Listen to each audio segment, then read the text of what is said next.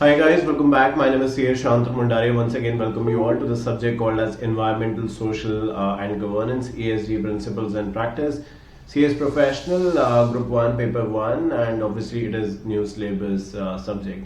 तो अब जैसे कि आप जानते हैं लास्ट क्लास में थोड़ा इमोशनल भी हो गया उस केस लॉज के बारे में बात करते हुए जो विसल ब्लोअर के कंटेक्स्ट में थे। तो आज इस पार्ट की जब हम शुरुआत करें तो उसी चैप्टर को यानी चैप्टर नंबर 10 जो कि स्टेक होल्डर राइट्स के बारे में बात करता है उसी को आगे बढ़ाएंगे। सो केस लॉज तो सारे विसल ब्लोअर से रिलेटेड हमने अब समझ लिए। अब आज इस क्लास से बातचीत शुरुआत करेंगे इसकी कि आगे का क्या रास्ता है, what is the way forward. क्योंकि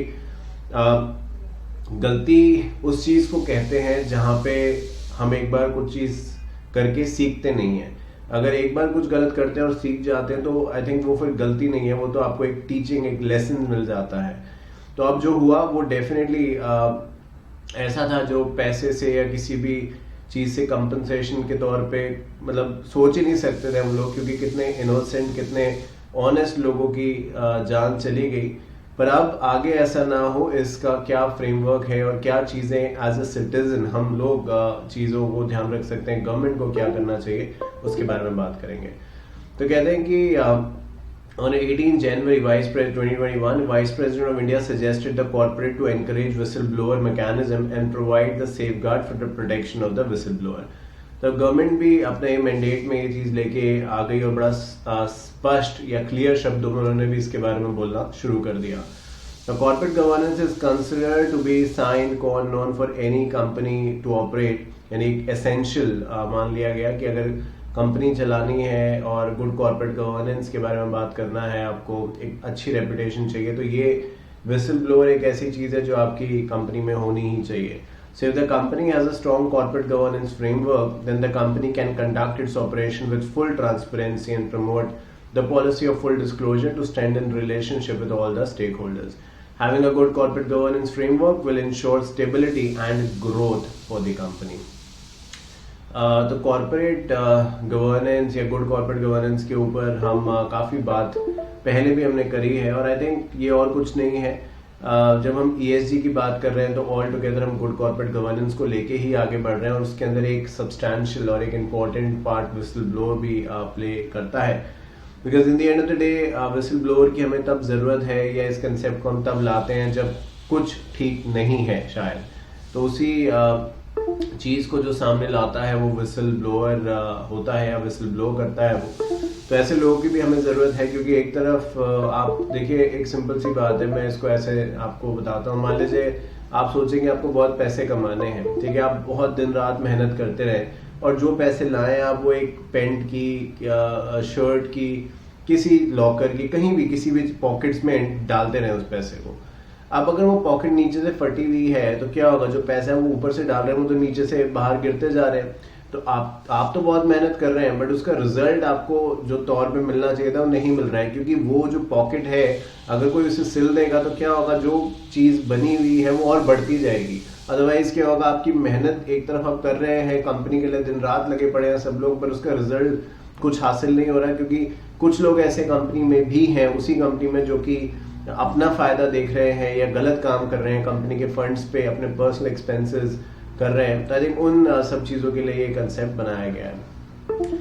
Whistleblower policy is an integral part of the corporate framework. If the companies are successful in implementing a strong whistleblower, it can help prevent any kind of wrongdoing and would also discourage the employees from indulging in any kind of malpractices. आपको ये समझने की जरूरत है कि जब हम बात विसल ब्लोअर की करते हैं, मियरली एक पॉलिसी कुछ कागजों पे लिख दी या वेबसाइट पे अपलोड कर दी, उससे अकेले काम नहीं बनेगा। वो एक शुरुआत है, जरूरी है, मतलब वहीं से वही स्टेप पहला है। पर हम ये सोचें कि पॉलिसी बनाने से और लोगों को एक बार बता देने से अपने आप सब कुछ होता चला जाएगा, लोग उसको मानेंगे और उसका यूज करेंगे और सब जान जाएंगे, तो ये हमारी गलत फहमी है। So it is a continuous effort, right. तो पॉलिसी बनाना और उसके ऊपर काम करना वो एक बात है, बट उसको लागू करना वो भी काफी इंपॉर्टेंट है। The company, while adopting whistleblower framework, should ensure that the framework has adequate safeguard to keep the identity of the complainant hidden. Along with the company shall also adopt an incentive mechanism wherein the complainant raises their apprehension for any kind of wrongdoing or prove that the company is indulging in any kind of malpractices, communicate evidence that prove allegation, then in such case the complainant will be rewarded. आपको याद होगा जब हम I think previous part में पढ़ रहे थे whistle blower पे, तो हम देख रहे थे कि बाहर के देशों में आई थिंक यूएस में ऐसा कानून भी था जहाँ पे वो कहते थे कि अगर आपने हमें विसल ब्लोअर के बारे में या आपने बताया कि गलत कुछ हो रहा है और वो बात सही पाई गई, तो जितना भी पैसा गलत तरीके से या विसल ब्लोअर ने जो भी स्कैम सामने विसल ब्लोअर लाया है उसमें से जो भी पैसा रिकवर होगा उसका कुछ हिस्सा विसल ब्लोअर को भी दिया जाएगा। और आई थिंक ये एक ऐसा इंसेंटिव है, इनिशिएटिव है जिसके जरिए आप विसल ब्लोअर को एनकरेज करेंगे। क्योंकि देखिए आप लाख कुछ भी कह दीजिए, वो अपनी जान जोखिम में डाल के, डिपेंडिंग अपॉन किस चीज के बारे में बात कर रहे हैं, अपनी जान जोखिम में डाल के ये सब चीजें वो आपके सामने रख रहा है। तो अगर आप थोड़ा एक रिवॉर्डिंग पर्सपेक्टिव भी इसमें जोड़ देंगे कि अगर कंपनी में कुछ गलत हो रहा है और कोई ये चीज बताएगा तो उसकी आइडेंटिटी भी हम छुपा के रखेंगे, और अगर उसकी बात सही साबित हुई तो उसको वॉट एवर अमाउंट और वॉट एवर परसेंटेज जो है एज अ कंपनसेशन भी दिया जाएगा। तो this will encourage. But side by side क्या होगा, झूठी कंप्लेंट्स भी बहुत आएंगे। तो आपको ये देखना पड़ेगा यहीं पे जो कुछ देर पहले हम बात कर रहे थे पॉलिसी एंड प्रोसेस, वो काम आएंगे। तो ये बात विसल ब्लोअर को लेके यहाँ पे कही गई है। Now this chapter is technically divided in 3 parts. पहला विसल ब्लोअर के ऊपर था, वो आपने देख लिया, काफी एक्सटेंसिव बातचीत हमारी हो गई उसके बारे में। अब तो आइए अब पार्ट बी जो कि वर्क प्लेस प्रैक्टिस है, कि जब हम कहीं काम करते हैं तो क्या प्रोटोकॉल, क्या प्रोसेस होना चाहिए उसके बारे में बात करेंगे, which also includes the safety measures. Because बहुत बार हमने देखा है कि एक अलग सी दौड़ है, एक अलग सी कंपटीशन स्पिरिट है, जो जब तक कंपटीशन है तब तक तो ठीक है, बट जब ऐसा हो जाता है कि लोग अपनी जान पे खेल के कोई काम करते हैं, वो डेफिनेटली इन्वायरमेंटल या ये कह दीजिए कि जो वर्क प्लेस के नॉर्म्स है उसके खिलाफ चला जाता है। क्योंकि जब हम कोई भी बात करते हैं, जैसे मैं बात कर रहा हूँ तो मैं बड़ी जनरलाइज बात कर रहा हूँ, मैं सबके बारे में तो एक चीज नहीं कह सकता because we all are different. But हमने देखा है कि कुछ ऐसी कंपनीज भी होती हैं जो अपने एम्प्लॉयज को एम्प्लॉयज मानती नहीं है, वो इंसान ही नहीं मानती, वो मानती है रोबोट्स हैं, काम कराते जाते हैं, काम कराते जाते हैं। कभी कभार अगर ये चीज होती है तो समझ में आता है कि थोड़ा वर्क प्रेशर कभी ज्यादा हो सकता है, विच इज परफेक्टली फाइन। पर अगर ये हर दिन का बन चुका है और जो वर्क प्लेस है वो भी रिस्पेक्टफुल नहीं है, गलत तरीके से बात करी जाती है, डिग्निटी नहीं है वहां पे, तो फिर एम्प्लॉय जो है उसका मोरल भी डाउन हो जाता है और धीरे धीरे उसकी प्रोडक्टिविटी भी कम होने लगती है। तो हेल्थ एंड सेफ्टी की जब हम बात करते हैं तो इसके ऊपर ऑलरेडी कानून है। जैसे कि आप देखते हैं कि बहुत बार जो फैक्ट्रीज में, ये जो इमेज है ये उसी के बारे में बात करती है, जो फैक्ट्रीज में लोग काम करते हैं उनके लिए स्पेसिफिक इंस्ट्रक्शंस होते हैं कि वो जो सेफ्टी गैजेट्स हैं उनको पहन के काम करें एंड कॉन्टिन्यूस। आप देखिए जो 8 घंटे की हम बात करते हैं कि भाई टेक्निकली 8 घंटे का काम होना चाहिए, इसको 10 घंटे 12 घंटे या और कुछ क्यों नहीं कह देते। क्योंकि यूएन ने, वर्ल्ड हेल्थ ऑर्गेनाइजेशन ने, अलग अलग संस्थाओं ने पाया कि ह्यूमन जो है उसका ब्रेन एक लिमिटेड कैपेसिटी तक ही काम कर सकता है। एंड इसके अंदर भी आप देखिए बहुत बार कहा जाता है, रिकमेंडेड होता है कि आप भी अगर ट्रेनिंग करते हैं तो मैं आपको भी ये कहूंगा, क्योंकि मैं तो खुद ये फॉलो करता हूँ, कि छोटे छोटे इंटरवल्स में, लाइक वेन एवर पॉसिबल, आप उठें अपनी सीट से। आपका नहीं मन है तो कोई बात नहीं, फिर भी उठें, एक चक्कर काट लें, डिपेंडिंग अपॉन ऑफिस स्पेस क्या है क्या नहीं, वॉशरूम अगर जरूरत पड़ती है तो जाएं। मतलब ये ना करें कि नहीं काम है तो चलो बाद में कर लेंगे, बाद में पानी नहीं पीना। ये वो चीजें हैं जो अभी तो आपको शायद दिक्कत नहीं करेंगी, बट लॉन्ग रन में इन्हीं के ऊपर आपको रिग्रेट फील होगा। बिकॉज चाहे आप है, मैं हूं, या हम जैसे लाखों करोड़ों लोग जो अलग अलग कंपनीज में काम कर रहे हैं, वो सब रिप्लेसेबल हैं, है ना। तो अपना, मैं ये नहीं कहता कि काम को आप नेग्लेक्ट करिए, बट मैं ये कह रहा हूँ कि अपना भी आपको ध्यान रखना बहुत जरूरी है।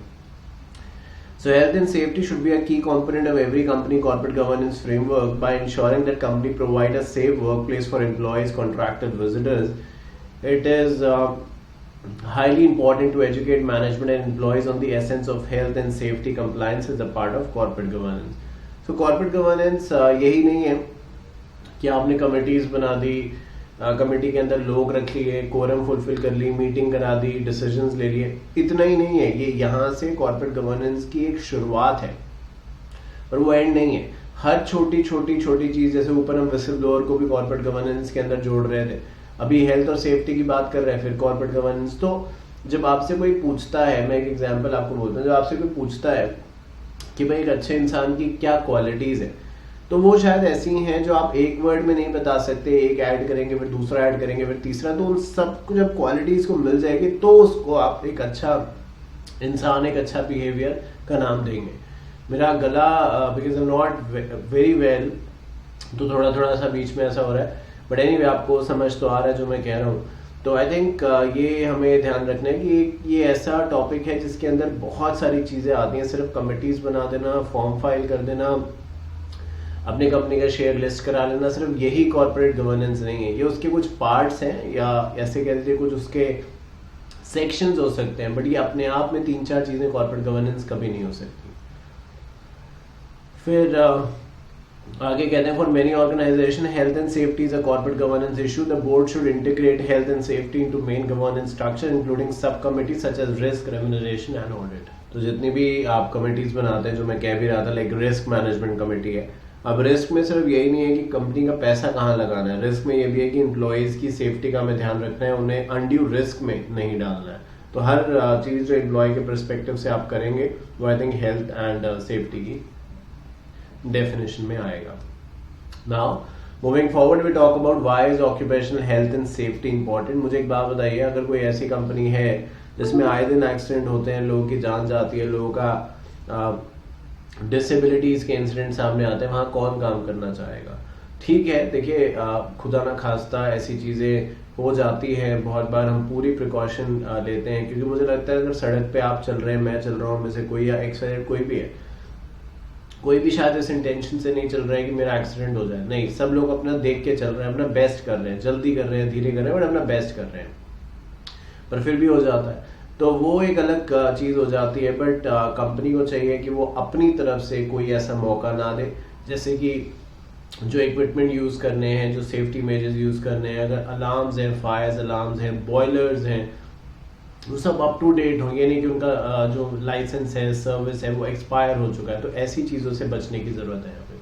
तो कहते हैं कि occupation health and safety focus primarily on protecting employees, because अभी हमारा जो फोकस है वो स्टेक होल्डर्स से रिलेटेड है, उसी का एक पार्ट एम्प्लॉयज भी हैं।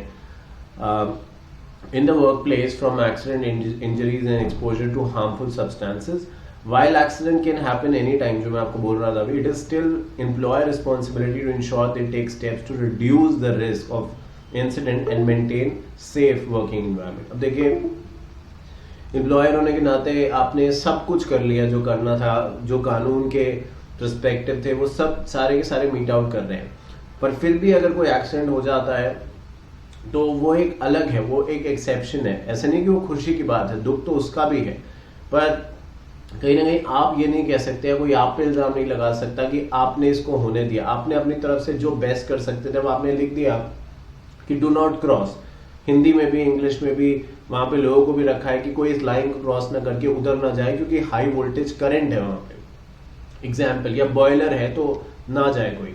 पर फिर भी कुछ एम्प्लॉयज हैं जो उधर बार बार जा रहे हैं, बार बार उन्हें मना किया जा रहा है, रोका जा रहा है, पर फिर जैसे ही मौका मिलता है भागते हैं वहां पे, तो वो तो गलत, फिर वो उनकी गलती है। हम उन्हें रोक सकते हैं, वार्निंग दे सकते हैं, इधर उधर एक सेकंड के लिए वो उसमें वो चले गए, तो डेफिनेटली गलती उनकी ये चीज थी जो अवॉइड करी जा सकती थी, और कंपनी इसको अवॉइड करना चाहती थी।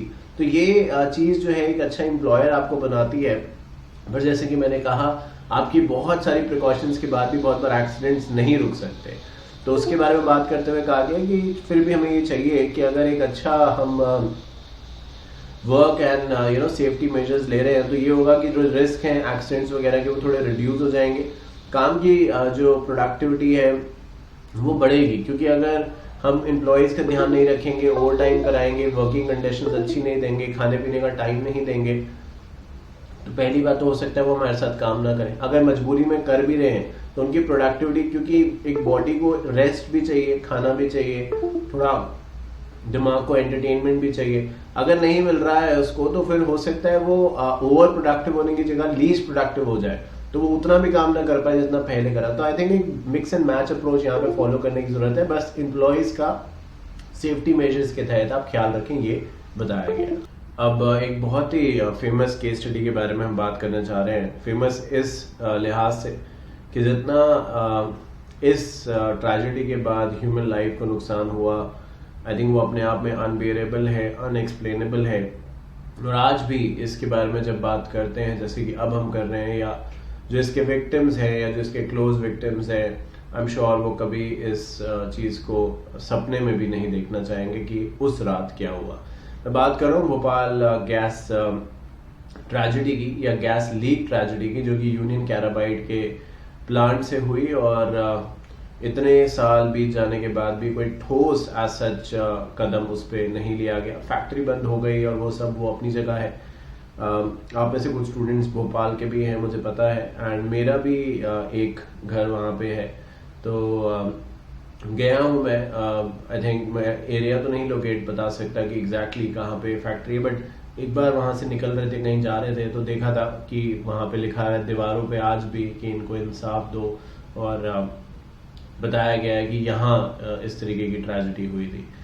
तो ये देखिए, आप देख सकते हैं। और सिर्फ एक वो ट्रेजेडी है जिसका दुख उस समय हुआ और वो खत्म हो गई, पर ये उनमें से है जिनका दुख ना ही सिर्फ उस समय हुआ, बट आने वाली बहुत सारी पीढ़ियों को उसका दुख झेलना पड़ा। आइए थोड़ा देखते हैं, जो लोग जानते हैं, आई एम श्योर सभी लोग जानते होंगे, बट जस्ट एक रिफ्रेशर हो जाएगा। ये देखते हैं क्या लिखा है। सो Bhopal gas leak case is still considered the world's worst industrial disaster. In the year 1934, American industrial giant Union Carbide incorporated with Union of India to form Union Carbide India Limited. तो बाहर की एक कंपनी, यूएस की एक company, American giant उसको कहा गया है, जिसका नाम अमेरिका में यूनियन कैराबाइड था। उसने गवर्नमेंट ऑफ इंडिया के साथ मिलके एक कंपनी फॉर्म करी जिसका नाम था Union Carbide India, in which Union Carbide was major stakeholder, holding 51%. The objective of the company was to manufacture chemicals, battery, pesticide and other industrial product. A new plant of Union Carbide was incorporated in a densely, ये सबसे दिक्कत सबसे बड़ी तो यहीं से start हुई। पता नहीं कैसे उस समय की गवर्नमेंट ने इन्हें परमिशन दे दी कि भोपाल के डेंसली पॉपुलेटेड एरिया में इस फैक्ट्री को बनने दिया गया। तो वो डेंसली आप समझते हैं जहाँ पे मतलब घर से घर जुड़े हुए हैं, बहुत लोग रहते हैं। तो एक रात 2 दिसंबर 1984 की रात, a highly toxic gas methyl isonate escaped the premises of the factory, harming a massive population along with the flora and fauna, killing around 2600 लोग इमीडिएटली। मतलब ये नहीं था कि उन्हें हॉस्पिटल में एडमिट कराया और 1-2 दिन बाद कहते हैं कि ये तो वो नंबर है जो ये अभी कोट कर रहे हैं, अभी आप नीचे देखिए, and leaving 1000 injured. Later, report disclosed the count of people who died reached 20,000. तो कहते थे 2600 और 2600 अगली लाइन में ही वो 20,000 हो गया। और आई एम 100% श्योर कि ये नंबर भी 100% एक्यूरेट नहीं होगा। तो सोचिए, एक गैस लीक की वजह से डेंसली पॉपुलेटेड एरिया में जो फैक्ट्री लगाने दी गई, और मतलब ये भी कितनी अलग बात है कि गवर्नमेंट की इसमें हिस्सेदारी थी, क्योंकि एक तो होता है प्राइवेट प्लेयर है तो भाई वो अपने हिसाब से कर रहा है, गवर्नमेंट को नहीं पता चला, बट यहाँ तो गवर्नमेंट सब कुछ कर रही थी और 51% भले कंपनी के पास था, बट गवर्नमेंट भी तो काइंड ऑफ शेयर होल्डर थी, एक बड़ी शेयर होल्डर थी इस कंपनी में। पर फिर भी ये अनफॉर्चुनेट इंसिडेंट हुआ जिसमें 20,000 लोगों की जान चली गई, और कहते हैं कि 60,000 लोग जो थे वो अलग अलग रूप से घायल हो गए। अब उसमें कुछ ऐसे भी होंगे जो परमानेंटली इनकैपेसिटेटेड हो गए, ना उठ सकते हैं, ना बैठ सकते हैं, ना बोल सकते हैं, ना देख सकते हैं, इस तरीके के, बस जिंदा है। तो आप उन्हें डेथ की डेफिनेशन में, डाइड वालों की डेफिनेशन में शायद नहीं इंक्लूड कर रहे, बट मुश्किल तो बहुत ज़्यादा हो गई उनके लिए भी। तो आई थिंक इस पर्सपेक्टिव से, या ये हुआ इसका इंसिडेंट, आप खुद सोच लीजिए कि, और ये भी तब जब मेडिकल फैसिलिटीज भी नहीं। आज भी आप देखिए, कोविड हुआ तब भी हाथ पैर लोगों के फूल गए, हॉस्पिटल्स में बेड नहीं, जबकि 1984 के कंपैरिजन में चीजें और बेटर हो गई हैं। हम एक मॉडर्न टेक्नोलॉजी, मॉडर्न वर्ल्ड की तरफ बढ़ रहे हैं। अब 1984 में क्या रहा होगा, आप खुद आइडिया लगा सकते हैं। The Union of India immediately enacted the Bhopal gas leak disaster processing of claim act for the speedy trial of the case and to prevent the accused from escaping liability. The Union of India tried to litigate the case before the foreign court, but the foreign court dismissed their petition, citing jurisdictional conflict. तो जब इतने mass level पे ये सब हो रहा था तो गवर्नमेंट को इमीडिएटली उन्होंने एक कानून बनाया और कहा कि भाई इसके ज़रिए जो कंपनी है वो लोगों को कंपनसेशन देगी। और जैसा कि लिखा है कि कोशिश ये भी करी गई इंडियन गवर्नमेंट की तरफ से कि वो फॉरेन कोर्ट्स में, अगर यूएस की थी कंपनी तो वहाँ भी इसकी कंप्लेन करी जाए, पर फॉरेन कोर्ट्स ने इस बात को एंटरटेन नहीं किया, कहा कि मैटर इंडिया का है और वहीं पे इसको डील आउट किया जा सकता है। तो खैर डिस्ट्रिक्ट कोर्ट वाज, तो जब ये सारी कंपनसेशन वगैरह की कंप्लेन्स अपील्स लगने लग गई कोर्ट में, तो सभी को कंबाइन करके 350 मिलियन का एक कंपनसेशन इंटरिम, मतलब for the time being victims को देने की बात करी गई।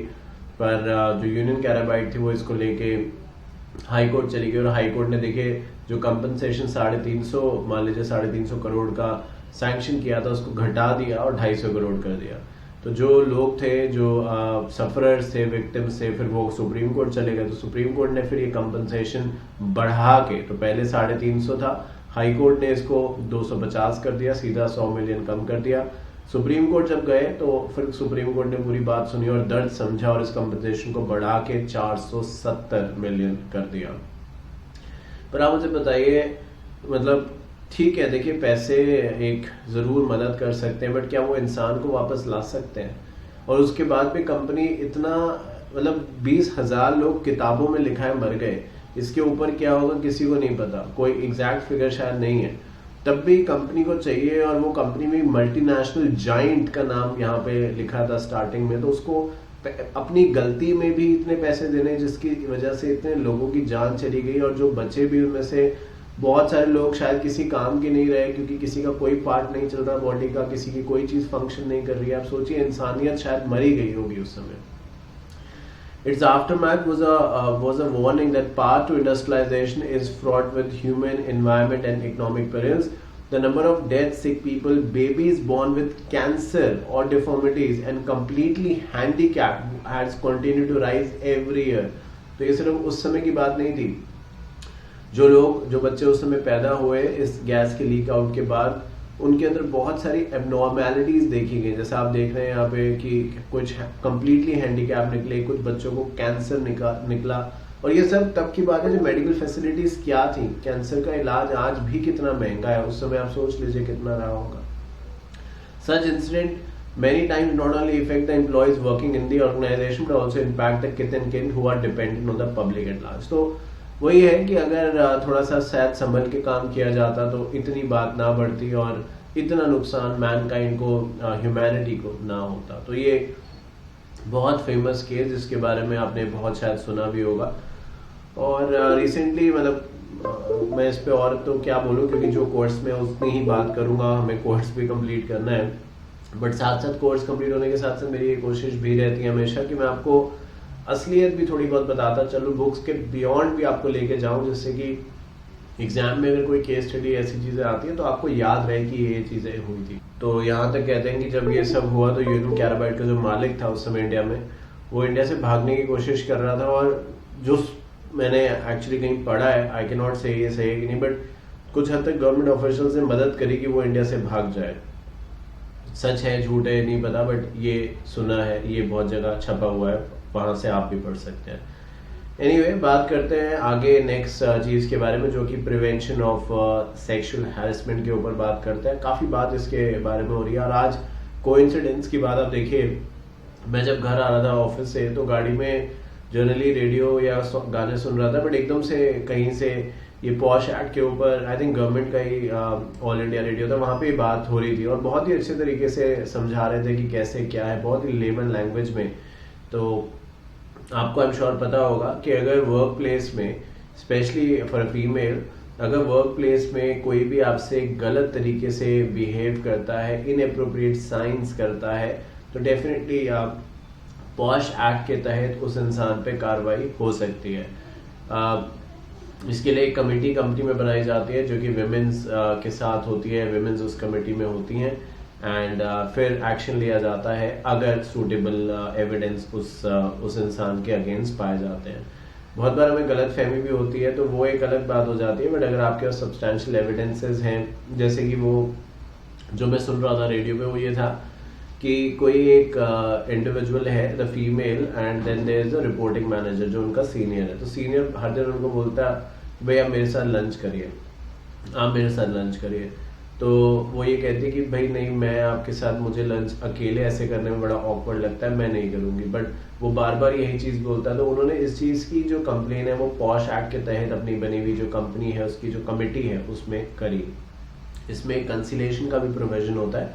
बट एनीवे आइए देखते हैं कि यहाँ पे क्या कहा गया है। So prevention of sexual harassment, POSH, जिसको मैं बाबा कह रहा हूँ, is a law that, as the name suggests, was brought into effect in 2013 to protect women from any harassment at work, along with providing a safe, non-discriminatory environment with the workplace. If we trace down the journey of POSH Act coming into force, it can be tracked down to the Supreme Court verdict in case of Vishakha versus State of Punjab. This case was filed by an NGO asking for a landmark punishment for the rapists who were involved in gang rape of a social worker while she was at work. तो शुरुआत इसकी अलग तरीके से हुई और बहुत ही दर्दनाक तरीके से हुई, जहाँ पे एक फीमेल जो कि एक NGO के लिए काम करती थी उनको गैंग रेप किया गया। और जब ये बात अलग अलग अथॉरिटीज़ के पास पहुंची, बहुत ज़्यादा उन्होंने कुछ इंटरेस्ट नहीं लिया, कुछ स्टेप्स नहीं लिए। बट फिर जब फाइनली सुप्रीम कोर्ट पहुंची तो उन्होंने एक रूल्स बनाए, प्रोटोकॉल बनाया, और फिर गवर्नमेंट ने जब ये पॉश एक्ट बनाया तो वो प्रोटोकॉल खत्म कर दिया, बट उसके ऊपर पूरा कानून बना दिया। आज भी आप देखिए अभी रिसेंटली, अब इस पे कहना ये सही है पूरा या नहीं, क्योंकि मीडिया में जो आप देखते हैं, अगर आप ये मानते हैं कि वो 100% सही है तो मुझे लगता है वो गलत फहमी है। अभी रेसलर्स का कुछ समय पहले चल रहा था, अब समय डिपेंड करता है आप कब देख रहे हैं इसको। बट आपने देखा होगा बहुत सारे रेसलर्स, नामी गिरामी रेसलर्स जो थे, सड़कों पे बैठे थे, कहते थे कि जो एक सरकार के मिनिस्टर हैं उन्होंने गलत किया है कुछ फीमेल्स रेसलर्स के साथ।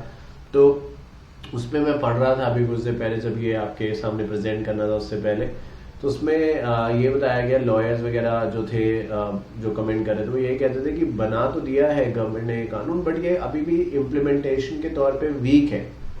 तो कानून बनना, कागज पे आना एक अच्छी बात है, एक शुरुआत है, क्योंकि इसके बगैर तो कुछ हो नहीं सकता। बट उसको इम्प्लीमेंट करना, और मैं कहूँगा स्ट्रिक्टली इम्प्लीमेंट करना दूसरी चीज़ है। तो ये बात यहाँ पे कही गई। सो जब से इस कानून का इम्प्लीमेंटेशन हुआ है, जैसे कि हमने बात करी 2013 में इसको लाया गया, तब से लेके अब तक डेफिनेटली काफ़ी सारे चेंजेस, या अगर मैं लॉ की लैंग्वेज में कहूँ तो अमेंडमेंट्स आए हैं, जो कि आई थिंक एक समय की नीड भी है और ज़रूरी भी है। तो कहते हैं the last 9 years it has influenced organization to consider sexual harassment very seriously. The domino effect has led to several companies adopting best practice in handling sexual harassment effectively. Some organizations are going beyond what is mandated to identify the ways for handling the issue of sexual harassment, logging women at the workplace. So देखिए women's की जब हम बात यहाँ पे कर रहे हैं, so I think हमें उसको इस नज़रिए से देखना है कि अभी एक समय की नीड बन चुकी है।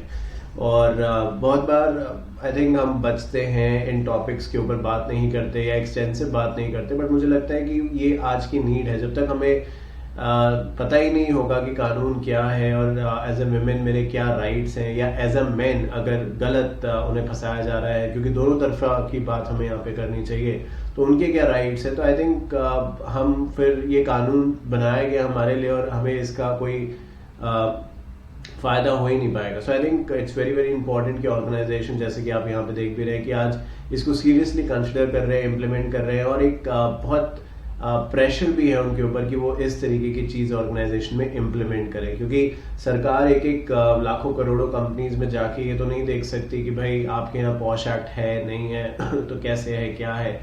पर ये ज़रूर है अलग अलग तरीके से लोगों को एजुकेट करा जाए कि आपकी कंपनी में ये होना चाहिए, जिससे कि अगर आपके साथ कोई गलत बर्ताव करता है तो इस कानून के तहत उस पर कार्रवाई करी जा सकती है। तो आई थिंक ये सब उसी के बारे में लिखा गया है।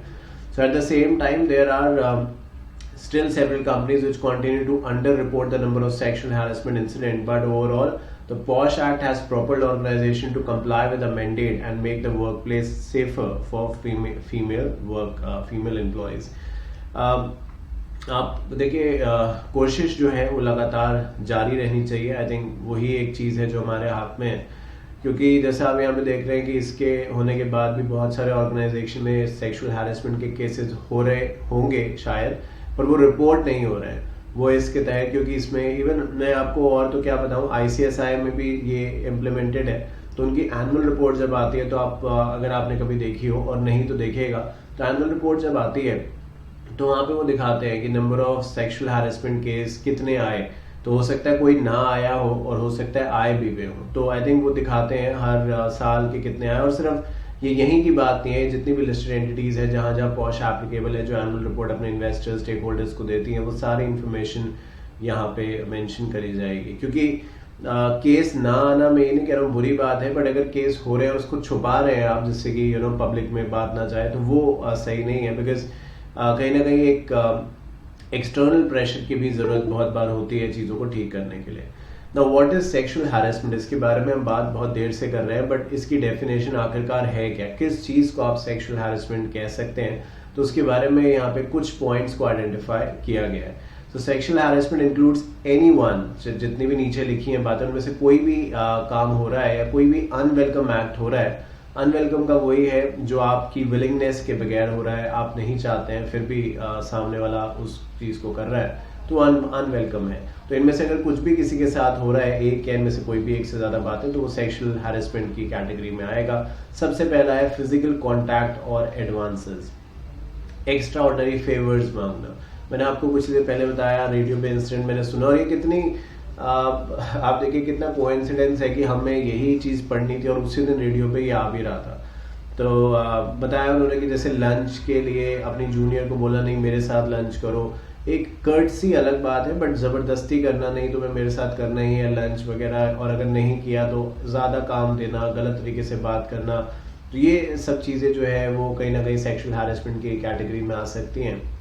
क्योंकि हम सब फ्री हैं ये डिसाइड करने के लिए कि हमें लंच किसके साथ करना है, एज एन एग्जाम्पल। तो अगर सबसे पहली बात फिजिकल कॉन्टैक्ट, कोई अपना हाथ जो है वो विमेन के हाथ में रख दे, या कहीं कैसे ना कैसे उसको अपने हाथ को उनके हाथ से टच करना चाहे। आपने बहुत बार सुना होगा good touch and bad touch. ये ओपनली इसलिए आपको इतनी सारी बातें कह रहा हूँ कि आपको पता चले। अगर मैं भी ऊपर ऊपर से बता दूं तो फिर मेरी रिस्पॉन्सिबिलिटी पूरी नहीं होगी। तो ये बहुत जरूरी है, जितने भी लोग, जितने स्टूडेंट्स इसको देख रहे हैं, कि ना ही सिर्फ एग्जामिनेशन परस्पेक्टिव से, बट कल जब आप बड़ी बड़ी कंपनीज में as a CS, as a compliance officer काम करेंगे, या PCS होने के नाते अलग अलग कंपनीज में सेक्रेटरियल ऑडिट करेंगे, तो इन सब चीजों का खास ख्याल रखेगा। अ डिमांड और रिक्वेस्ट फॉर सेक्सुअल फेवर्स, तो अलग या गलत तरीके के इशारे करना, लिखना या बोलना नहीं, बट इस तरीके के इम्प्लाइड जेस्चर्स देना जिससे कि सामने वाले को समझ में आए कि आप कुछ गलत चीज की डिमांड कर रहे हैं जो आपका हक नहीं है, and not you are not entitled to.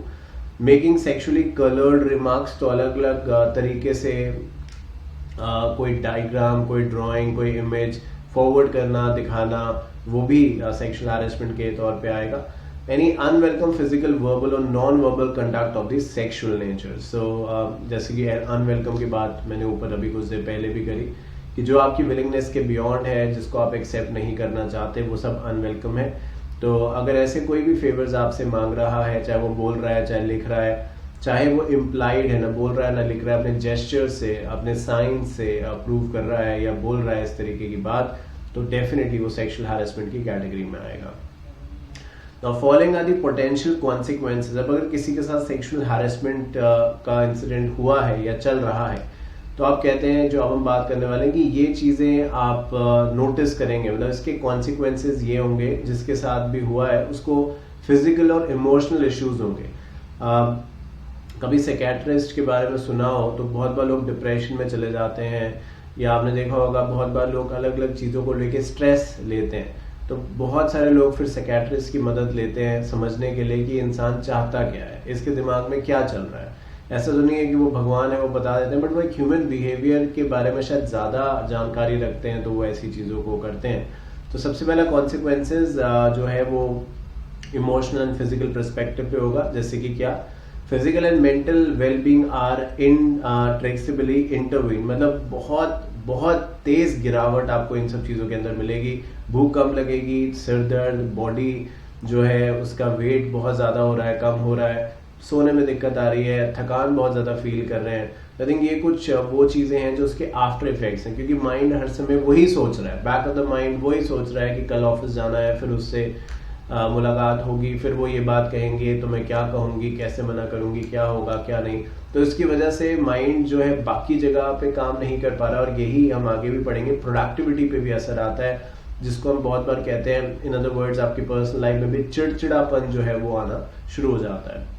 किसी ने थोड़ी सी बात कही तो जो पहले आप हंस के टाल देते थे या हंसते थे सबके साथ, पर आज अगर कोई वो बात कहता है तो हंसने की बात तो दूर की आप दूसरे को डांट देते हैं। तो इस तरीके का बिहेवियर चेंज देखने को मिलता है।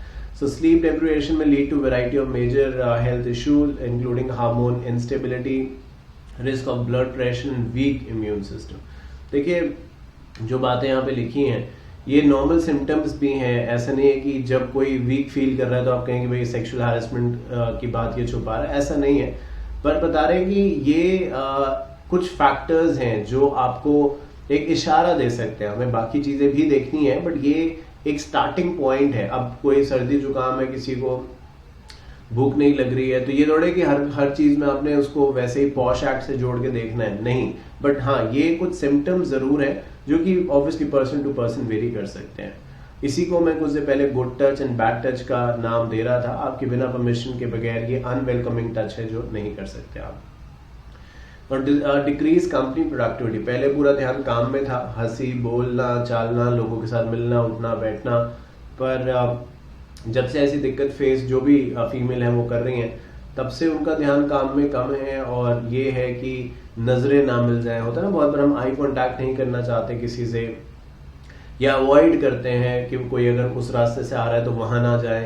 तो आई थिंक उस वजह से अननेसेसरी टाइम वेस्ट हो रहा है, और जिस काम के लिए हम यहाँ ऑफिस में आए हैं वो काम भी हम सही तरीके से 100% नहीं दे पा रहे हैं, क्योंकि बार बार इनसिक्योर फील कर रहे हैं कि क्या होगा, कभी कोई मुझसे पूछ ना ले, मैं कैसे बताऊंगी क्या हुआ क्या नहीं।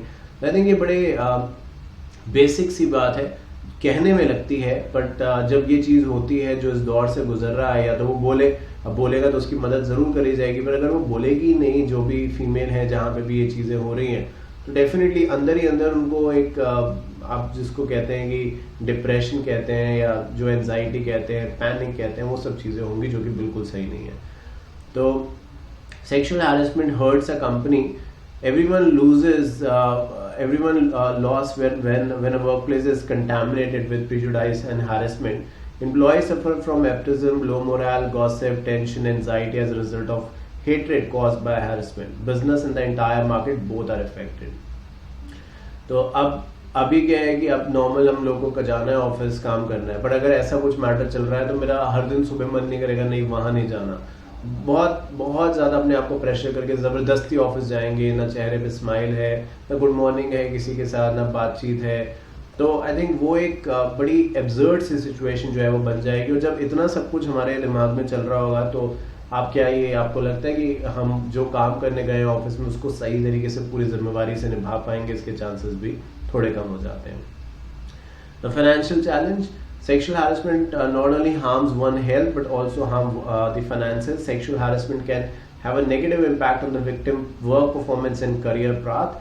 Some people retreat from the job and detach from co-workers due to fear and low confidence. अब फाइनेंशियली हम इसको ऐसे कह रहे हैं, देखिए या तो आप के पास काफी सारा पैसा हो तो कुछ चलिए दिक्कत नहीं है, नौकरी छोड़ दी, अच्छा नहीं लगा या कोई ऐसे इंसिडेंट थे तो आपने नौकरी छोड़ दी, कहीं और कर लेंगे। बट जब तक नहीं मिल रही है तो कोई दिक्कत नहीं है, कोई EMI नहीं देनी, कोई ऑब्लिगेशन नहीं है, बच्चों की स्कूल फीस नहीं देनी, घर का खर्चा कुछ नहीं देना, तो एक अलग बात है। पर जब ये सब ऑब्लिगेशन है आप पे तो आप इतनी जल्दी ये फैसला नहीं ले सकते। तो यही कह रहे हैं कि फाइनेंशियल चैलेंजेस सामने आ जाते हैं। एक तरफ ये आता है कि ये नौकरी करें क्योंकि इतनी सारी दिक्कत आ रही है, या छोड़ दें।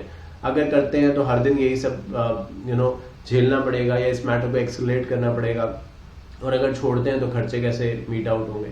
तो आई थिंक ये एक दुविधा है जिसपे वो इंसान आके फंस जाता है। पर इतनी बात कहने के बाद मैं आपको सिर्फ यही बोलूंगा कि ये चीजों से बचने का एक रास्ता है कि एक बार उस चीज के खिलाफ आवाज उठा दी जाए, उससे आप आई थिंक मल्टीपल बेनिफिट्स आपको मिलेंगे। पहला तो आप खुद को बेनिफिट उससे करेंगे क्योंकि उस चीज का सही ट्रीटमेंट होगा। जो गलत कर रहा है, अनवेलकमिंग इशारे कर रहा है या अनवेलकमिंग चीजें कर रहा है, उसको सबक सिखाया जाएगा।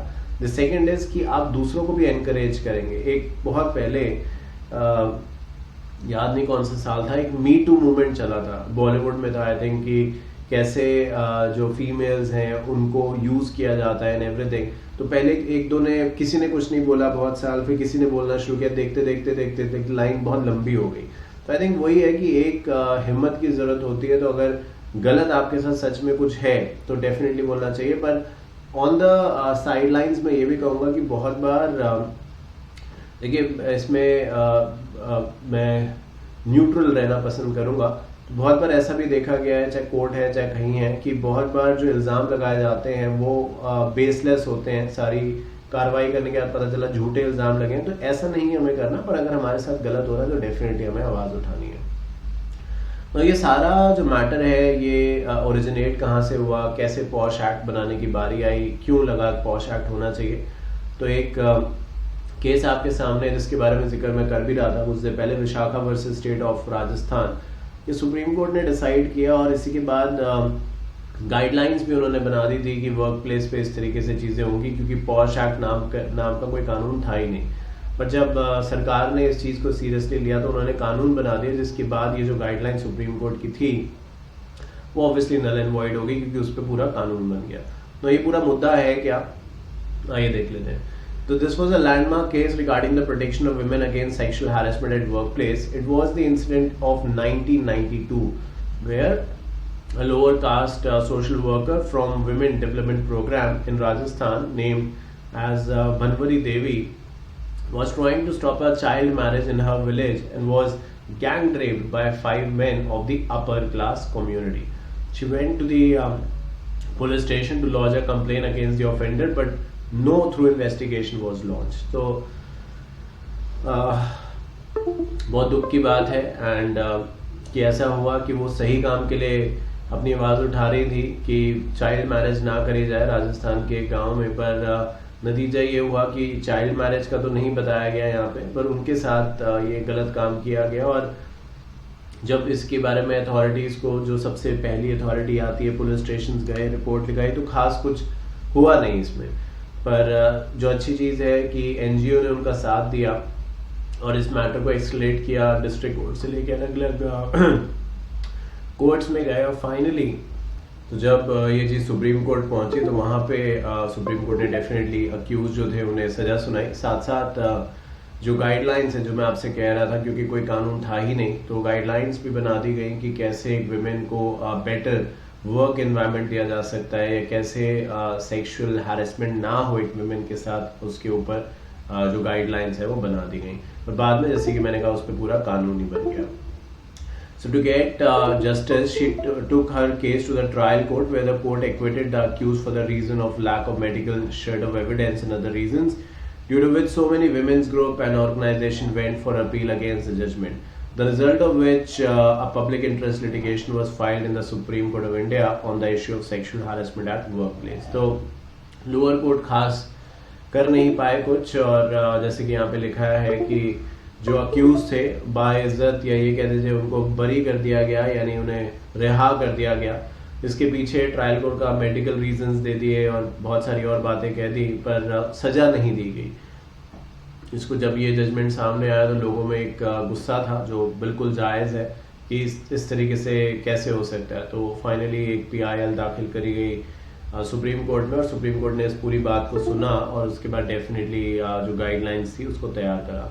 तो कहते हैं कि जो गाइडलाइंस है उसके हिसाब से लिखा गया, it should be duty of the employer और other responsible person to prescribe the procedure in settlements, formation of the complaint committee.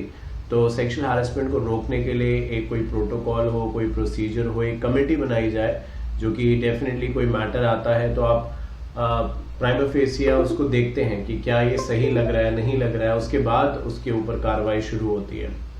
तो कमेटी बनाई जाए, जो कमेटी बनाई जाए उसमें विमेंस हो, ये भी उस गाइडलाइंस के तौर पे कहा गया।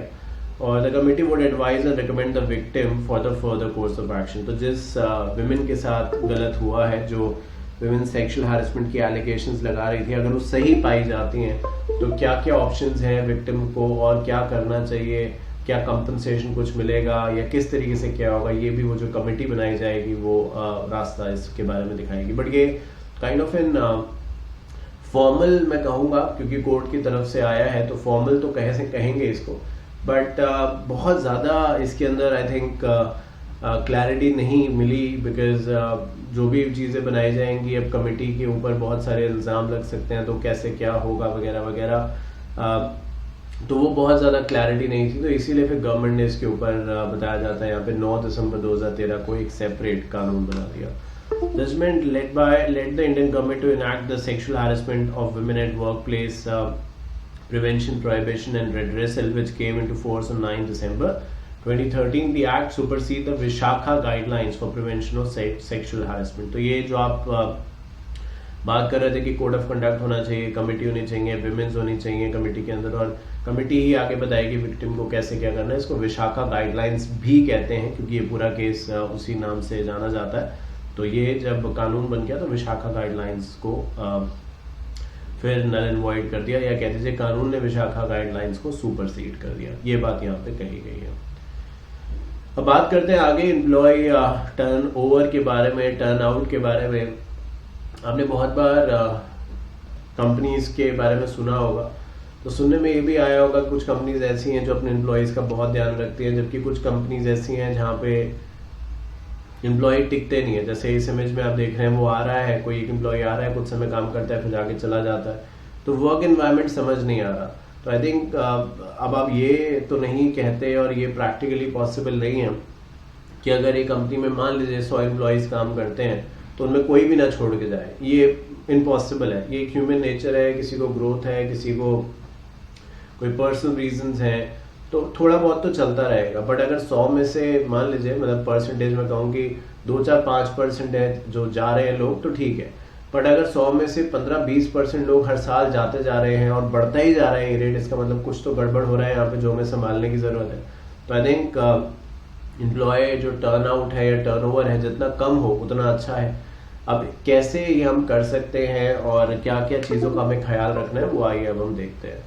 तो कहते हैं employee turnover refers to the workers parting way. Parting ways मतलब अपने अपने रास्ते अलग कर लेते हैं, कंपनी छोड़ के आगे कहीं चले जाते हैं। With the institution of the company they work for, the turnover rate defines the total number of workers leaving with in a certain period of time. तो जितना टर्नओवर कम होगा उतना अच्छा होगा, जो मैंने अभी आपको कहा। पर इसके साथ मैं ये भी ऐड कर दूं कि ये थोड़ा सा इनप्रैक्टिकल है। मैं ये तो नहीं कहूँगा इम्पॉसिबल, बट इनप्रैक्टिकल है कि आपका टर्नओवर जो है वो कुछ है ही नहीं, मतलब कोई एम्प्लॉय छोड़ता ही नहीं आपकी कंपनी। मतलब ऐसा शायद थोड़ा सा मुश्किल है, क्योंकि बहुत सारे रीजंस की वजह से लोग आते जाते रहते हैं, जो कि नॉर्मल है। अब हम कंसर्न यहाँ पे इस बात से है, उन कंपनीज के लिए हमारा कंसर्न है जिनका जो टर्नओवर रेट है, एम्प्लॉय के जाने का रेट जो है, आता है चला जाता है तुरंत, वो बहुत ज़्यादा है, बहुत जल्दी है।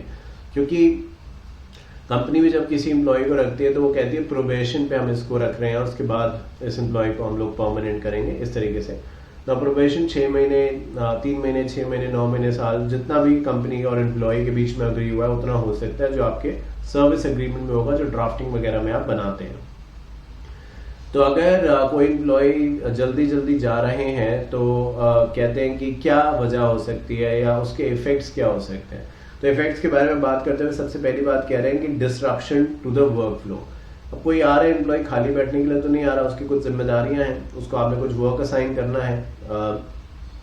अब अगर ऐसे एम्प्लॉय आएंगे और जाएंगे तो एक चीज होती है, उसको हम ट्रेनिंग कहते हैं। अब आपने एक एम्प्लॉय को ट्रेन किया 2-3 महीने, अब वो थोड़ा काम करना उसने शुरू किया था, छोड़ दिया, चलो आपने कहा कोई बात नहीं, हो सकता है कोई भी दिक्कत रही हो।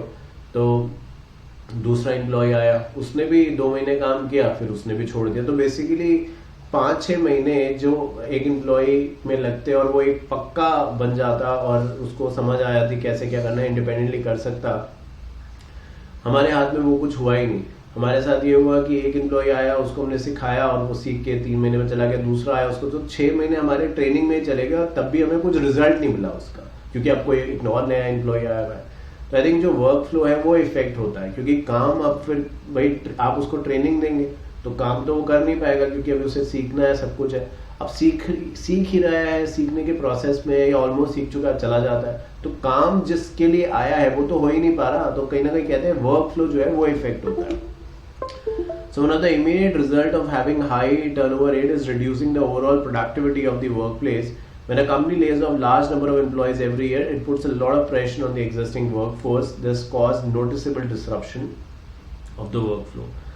तो ठीक है, मतलब वही है, अल्टीमेटली काम सफर कर रहा है, चाहे वो खुद जा रहा है चाहे कंपनी उसे निकाल रही है। अब कंपनी हर साल अगर लोगों को निकालती रहे तो उसकी इमेज जो हम नीचे बात करेंगे वो तो खराब होगी होगी। जो एग्जिस्टिंग एम्प्लॉइज हैं उनका मोरल डाउन होगा, साथ साथ वो अंडर प्रेशर फील करेंगे। भाई 10 लोग का, अब कोविड के बाद क्या हुआ, जो एक सर्वेज हैं जो भी ऑनलाइन अवेलेबल हैं, आप कुछ भी देख सकते हैं, इसके पढ़ सकते हैं। उसमें क्या हुआ कि पहले 4 लोग अगर कोई काम कर रहे थे, आज की डेट में वो 2 लोग कर रहे हैं या 3 लोग कर रहे हैं, कहीं कहीं तो एक ही बंदा कर रहा है। हो सकता है काम भी कम हुआ हो फॉर श्योर, बट एक एक्स्ट्राऑर्डिनरी प्रेशर जो है वो तो बढ़ गया है। तो आई थिंक वही चीज यहाँ पे भी है कि अगर रेगुलरली लोग छोड़ के जा रहे हैं तो काम इफेक्ट हो रहा है, जिसकी वजह से लॉन्ग टर्म कंपनी का बिजनेस भी इफेक्ट होगा।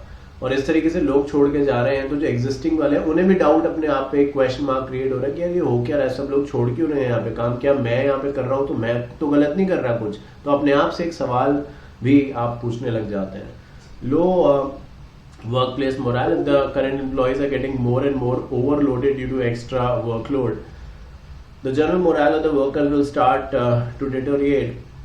Beside adding more responsibility to the current workforce, if temporary, having a high morale, high employee turnover can also make the employees more insecure about the job stability.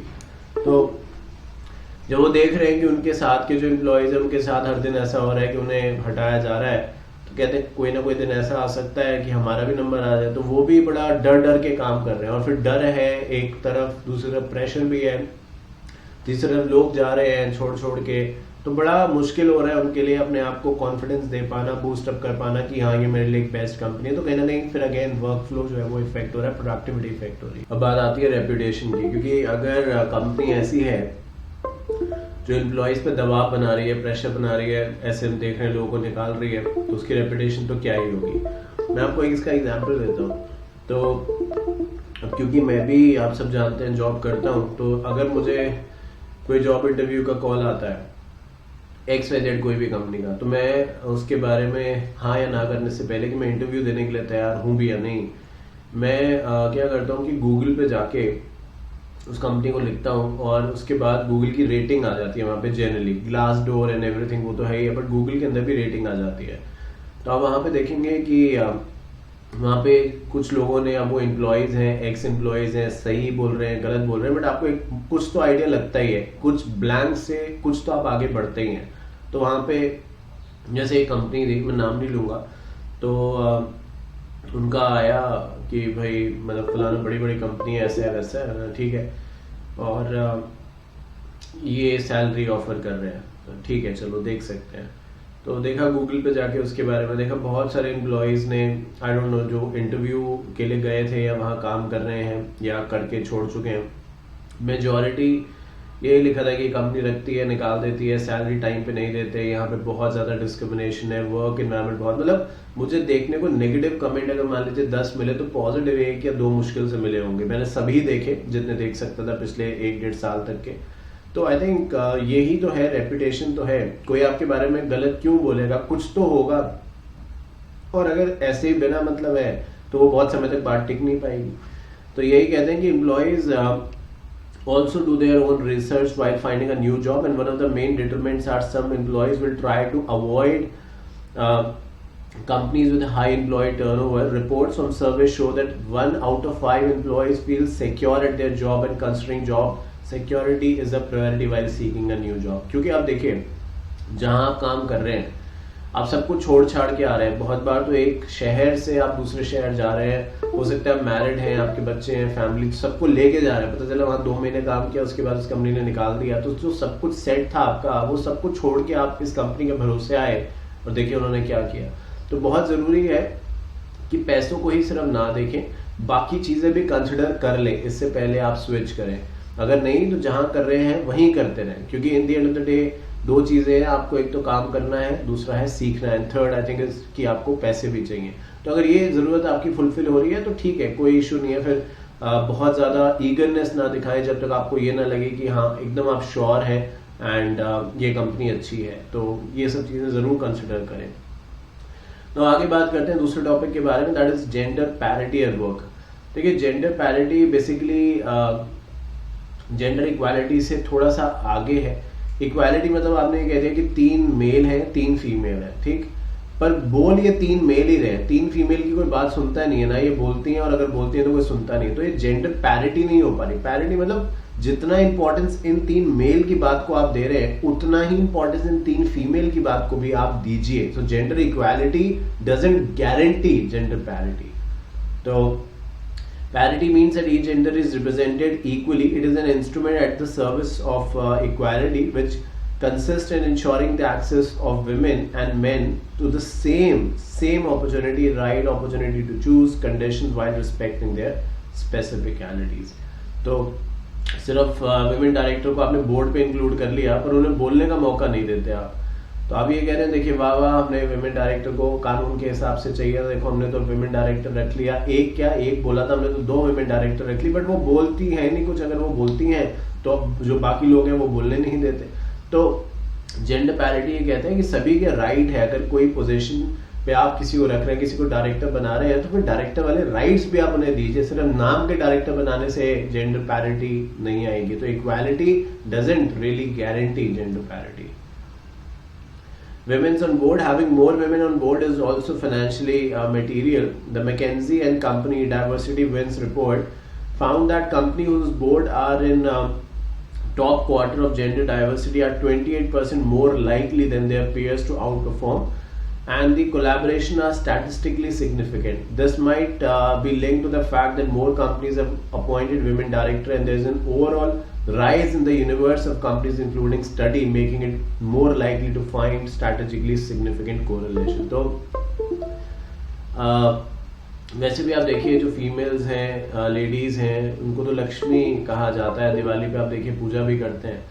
तो कहते हैं कि एक report के हिसाब से मैकेंजी बहुत बड़ी रिसर्च कंपनी उन्होंने बताया कि जो कंपनीज में विमेन डायरेक्टर हैं वो कंपनी जल्दी प्रोग्रेस कर रही हैं, ज़्यादा स्ट्रैटेजिकली और ज़्यादा बेहतर तरीके से सोच रही हैं। और ये सिर्फ उनकी रिपोर्ट नहीं कह रहे हैं कि ओवरऑल दुनिया में अब इसी नज़रिए से देखा जा रहा है। तो सिर्फ विमेन डायरेक्टर को नाम के लिए विमेन डायरेक्टर बोर्ड पे रखेंगे तो कोई उसका ऑब्जेक्टिव नहीं है, उन्हें भी डिसीजन लेने की ताकत दीजिए, कॉन्फिडेंस थोड़ा दिखाइए। गलती कौन नहीं करता, पर आप अगर ये सोचे कि भाई ये गलती करेगा इसको मौका ही नहीं दे तो वो तो गलत है। गलती तो मैंने भी करी है, आपने भी करी है, हम सब इंसान हैं। तो इंसान are bound to do errors, but the point is कि गलती करके सीखें। तो वो चीज़ अगर आप थोड़ा सा कॉन्फिडेंस दिखाएंगे तो अच्छा होगा, जैसे कि विमेंस को भी अपने आप में सेल्फ कॉन्फिडेंस आएगा और वो भी इस देश को आगे ले जाने में योगदान दे पाएंगे। अब बात करते हैं वे फॉरवर्ड के बारे में। इतनी सब बात करने के बाद कि आगे क्या चीज़ करनी है, किन चीज़ों का हमें ख्याल रखना है। So कहते हैं while increasing the proportion of women on the board is important, further steps are needed to improve gender equality in workforce. Companies need to hire and promote more women into senior management position. This present opportunities for company to access new talent pools and increase innovation and efficiency. As we know that diverse team perform better. So सिर्फ कहने से नहीं कुछ होने वाला। यहाँ पे बस सिंपल वर्ड्स में वन लाइनर में अगर मैं कहूँ तो यही कहा गया है कि कंपनीज को ये करना पड़ेगा कि ज़्यादा विमेंस को वो बड़ी बड़ी पोजीशंस पे लेके आएं।